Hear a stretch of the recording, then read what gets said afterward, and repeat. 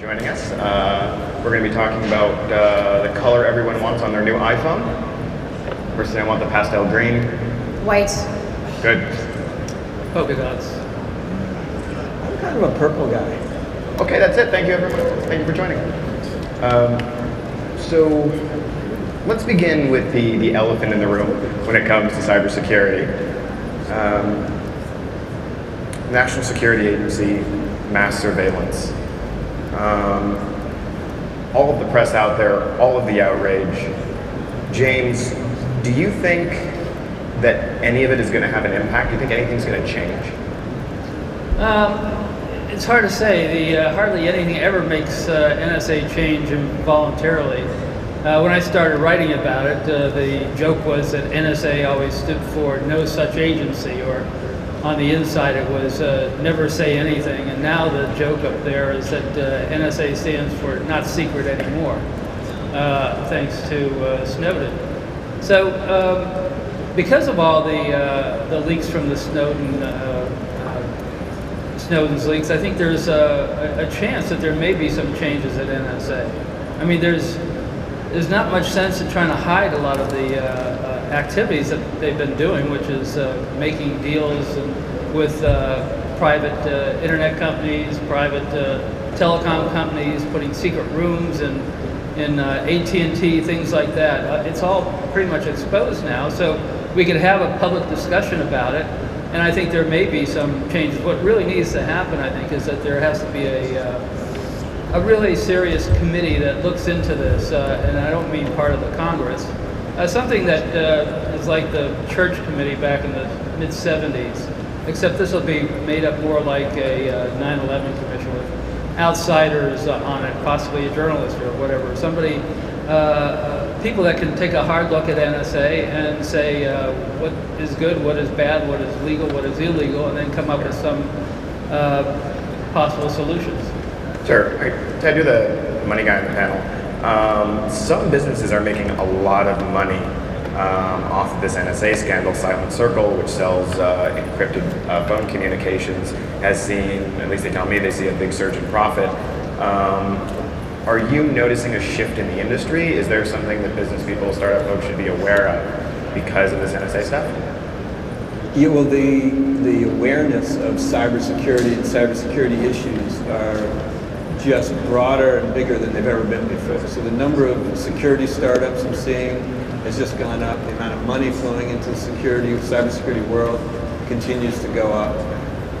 Doesn't mean they're all good ideas, but it does mean there's going to be a lot more ideas flowing in. And I think a lot of it has to do with... Do you think it's going to continue? I think it's going to continue for a while. Yeah, security's been a great investing area for decades, honestly. And some big companies have been built in the cybersecurity world for many decades. And I think it's going to continue, and I think the awareness by the customer, i.e. the Global 2000 corporation, of how vulnerable they are and what's at stake is higher than ever. As a result, that will lead to more cybersecurity technology buying. Probably more consumer-facing cybersecurity. I think both. I think you're going to see at the corporate level as well as the consumer level. So the majority of the panel is going to deal with kind of the business of the cyber offense and defense. Heather, you were head of the first security person at Google. You've seen a business grow through a relatively small company to one of the biggest companies in the world. What are some important lessons that you learned heading security for Google? Well, one of the things that was really surprising and quite a relief when I joined Google is that they had so early within the DNA of their company, every conversation they had thought about the fact that they were collecting user data, even just in the fact that you search Google, that ends up in a log somewhere. And so it was quite a relief to join a company where every conversation from the first one I had to the one I had yesterday, and it's been about 11 and a half years, is always accompanied with this idea in mind of put the user first. So I would say that if you are a startup today, that should start whether you are 2 people in a dorm room or you're 30 people in a conference room, because it will make the conversations you have for the next 5 to 10 years that much simpler. I think to your point, Ted, about the security industry going forward, I actually see there will be quite a bit of consolidation in that space. We've had a lot of startups in the past 1 to 2 years coming up around this idea of the APT, or the Advanced Persistent Threat. And I think that we'll start to see some consolidation there. You're talking APT is the Chinese hacker contingent that was. Yeah, this is a euphemism for the Chinese intelligence operation, APT. But what I actually want to see in the startup space is a lot more work around authentication. Passwords are dead. If you have a startup and your users are logging in with passwords, the game is pretty much over for you. We need better authentication technologies using biometrics and sort of other innovative ideas. So then, are you gung ho about the new? I guess now we can say it, that the Apple iPhone is using biometric technologies. Do you think that's the future? I think it's the way forward. Absolutely. Passwords are dead. Our relationship with passwords is done, I think. So, at Google, then, do you think are passwords dead at Google? Passwords are dead at Google. We now have two-step verification using kind of one-time codes that are generated on a phone, and we're continuing to look at pushing this kind of innovation forward. But what we see is that the startups that are relying on passwords, their very first security problems are actually how to build an abuse team to deal with all of their customers getting compromised. And so we want to move this beyond, make it easier for customers to be able to authenticate and be done with this issue once and for all, we hope, eventually. So we're actually going to, I didn't know about this, and this is fascinating. So, I mean, in the near future, should we expect new security procedures from Google, not related to passwords? So we're always pushing this forward. There's actually a Wired article based off some research that we did. We actually think hardware-based tokens that sort of you interact with are kind of interesting. There's also Motorola and the Motorola X product came out with a skip device that you actually attach to your clothing, and the way you authenticate to it is actually by touching your phone to your clothing. And this is so if an attacker can't steal that from you, so to speak, they can't ask you for it over an email, for example, and so it's much more difficult to steal. And we're kind of looking at ways that this might change a little bit. We might do better. So for the startup folks out here, I mean, do you think that they should be starting to gear up for non-password related security, as in now? Absolutely, and you actually already see this. Like if you log into Pinterest or something, you can actually log into Pinterest with your account from some other provider. Right? You don't have to create an account everywhere. I know I probably have about 20 or 30 passwords. I can never remember them all, and this is a problem for users. I think you're going to end up having a choice of factors. You're going to give end users the ability to have any factor authentication you want. Is it going to be everything from an iris scan to a fingerprint to a device ID to maybe a password, and you'll be able to pick and choose which of those you want depending on the service that you're using. And the issue's been, it's been so hard to do that in the past, and now we're getting the technology at the point where the friction with the user has gone way down, and it makes it possible. Okay, well let's get on to one of the spicier aspects of cybersecurity, which is cyber offense. We know that Kleiner Perkins is supposedly an investor in a company called Endgame. Now, Endgame is a company that supposedly goes directly after hackers. It's not just defense. They find exploits in Russian and other systems and goes directly after them as a precautionary measure. Even if you can't talk specifics, tell me about the business of cyber offense and why Kleiner's involved. So I'll talk about cyber offense in general, if that's the topic. Sure. And I think that in the future, some aspect of it'll be either law enforcement or possibly how wars are fought, will be done online. It'll be through cyber means. I think we've seen evidence of that in the past.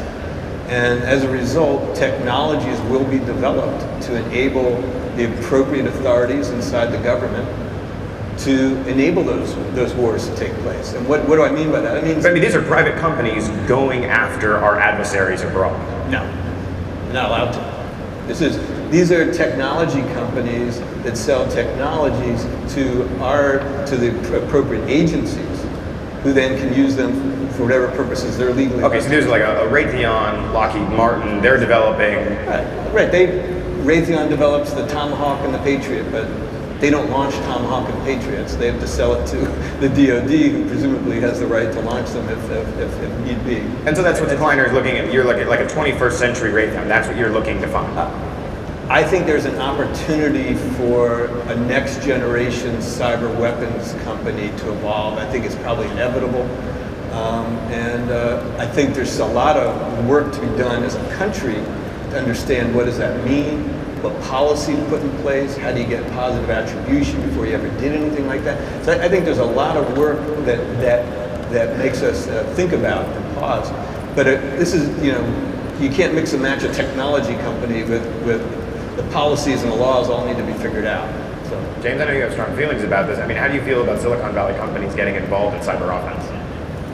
I'm very worried about it. I think it's the way things have been moving. I did a cover story for Wired in July on this.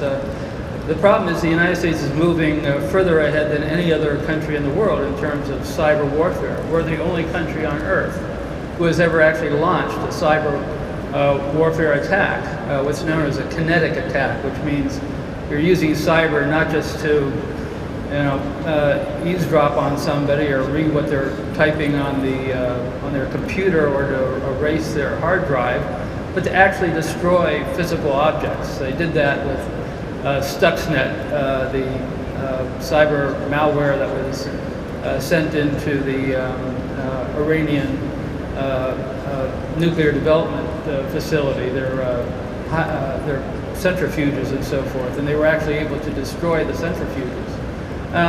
So the U.S. is getting into these areas. The U.S. has been getting into wars that they shouldn't be getting into for a very long time, and this is a very dangerous area. Once they got into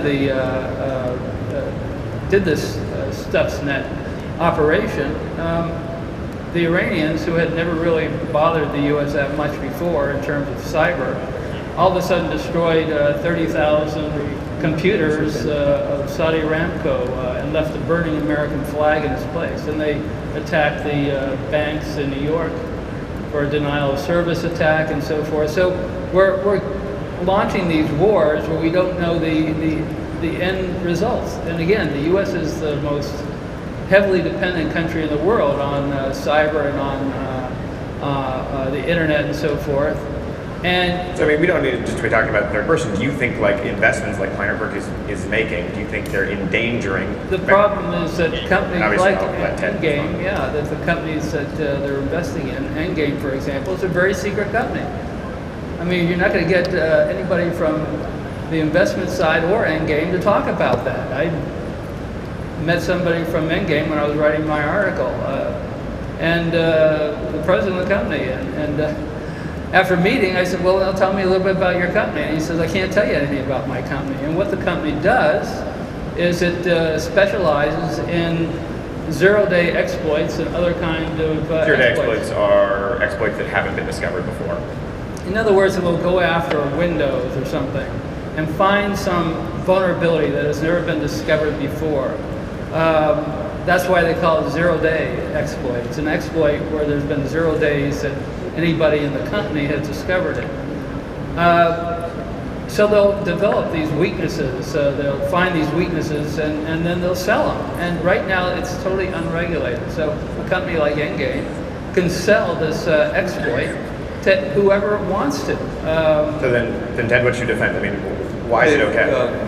They don't. I mean, I know what, Well, they don't. You're saying that. But it's by choice that they don't. It's certainly not by regulation that they don't. And how is anybody going to debate this? You brought up the idea that we should discuss this.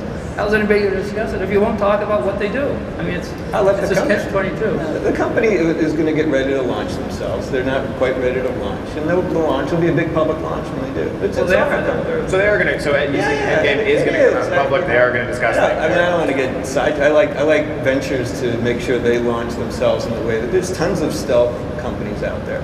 This is one that's been in stealth mode that will become public shortly, actually. Really? Yeah. Okay. So and we have here Endgame is going to go public. And maybe they'll sell software, maybe they won't sell software. All right, let me turn the discussion back to Heather. At Google, you guys have dealt with some of the fiercest hackers there are. the Chinese and other groups get a lot of attention, but you were telling me that the most dangerous hackers, the most creative hackers, aren't necessarily coming out of China. Where are they coming from? I think what we're seeing most innovation with are the profit-centered attacks. Because once you shut them down, they have a pretty good motivation to find a new way to get sort of to their end goal. To that extent, the crime mafias in Eastern Europe and Russia, some of these attacks that you see centered out of Africa. A really great example is we enabled two-step verification for authentication to Google accounts. The idea here being that it's harder for an attacker to take over your Gmail. Well, we found actually that users who hadn't yet turned it on actually would find their accounts had been compromised and the attacker had turned on the two-step verification. And this kept a legitimate user out of the account long enough for the bad guy to either steal all the data or to use it to spam others. And we see that with every new protection we roll out or every new product that we make. They are finding new ways to make money off of it in ways we hadn't anticipated. And where are these groups coming from? Are they mostly China, or what other areas of the world are they coming from? They come from all over the place. We do see them coming out of China as well. I think it's in places where the economy and the law supports sort of very independent and underground activity, and there isn't a lot of enforcement. Like Russia, Eastern Europe? Russia, Eastern Europe are the ones we talk about the most, but Turkey, some of these other areas as well. Okay, Greg, on this point, I sit on the board of Mandiant, and they probably do a lot of the APT work for the country. And they always simplify it, but there's kind of two. If the attack is to steal intellectual property, it tends to be Chinese, and if it's to steal money, it tends to be Eastern European. It's a little bit of a generalization, but that's how it kind of breaks out. And as I said, they're kind of at the forefront of investigating most of these attacks. And you were telling me, we were talking about before, that the companies that have to be most worried about cybersecurity, especially for the users, are the ones that are collecting any kind of data. Is that correct? And why? Any kind of data, even if it's just email addresses or mailing addresses, there will always be kind of a motivation to hack into them. But I actually want to hijack your conversation a bit and talk about weapons proliferation. Sure. Because this is one of the things that we're worried about with the attack platforms that are being sold. And I'll leave Endgame sort of alone for a little while. But there are actually some companies based out of Europe that are doing a similar kind of thing. One is called Gamma, and there's an exploit development shop called Vupen. And these are actually have been found either being sold or proliferated to the Middle East in order to spy on the free speech advocacy going on there, and presents a particular problem, and I think a particular ethical problem for companies like Endgame, who have to worry about where do their weapons go, because it's more difficult to track bits than it is to track tanks, for example. Because what we don't want to see are these kinds of technologies being used to suppress legitimate rights and democracy. And that's a particular problem. There's some great studies out of the University of Toronto on that front if you're interested. So as Heather was saying, it's really a worldwide problem, because there's a company in France that specializes in this. There's a company in Thailand that specializes in this. And what they're selling basically are implements of war to a large degree, because you can use these for whatever purposes you want. It's an area that has never really been tackled yet by Congress in terms of what do we do about this. But it's the upcoming worry, I think, about a lot of people. As a matter of fact, the director of NSA, General Alexander, in one of his testimonies said, "This is my greatest nightmare." Of course, he said that before Snowden. I think Snowden became his greatest nightmare. But you're talking about unintentional weapons proliferation of the kinds of offensive capabilities developed by Endgame and other companies. Yeah, what I'm talking about is the ability of companies that are set up for the sole purpose of finding weaknesses in major systems like Windows that everybody uses, and then selling them to whoever, a terrorist group or a criminal gang or whoever wants them for whatever nefarious purposes they want. That's the thing that's sort of moving into the forefront now in terms of worrying a lot of people. I do think you have to separate, because I think it's a good conversation, separating the policy and the rules and the laws around these things from the technology. Because I think we'd all be in violent agreement that the policy and the rules and the laws need to be debated, vetted, agreed upon, enforced. And then you have a technology. Is the technology useful? What purposes is it useful for by following whatever the policy and the laws set up to do? Right?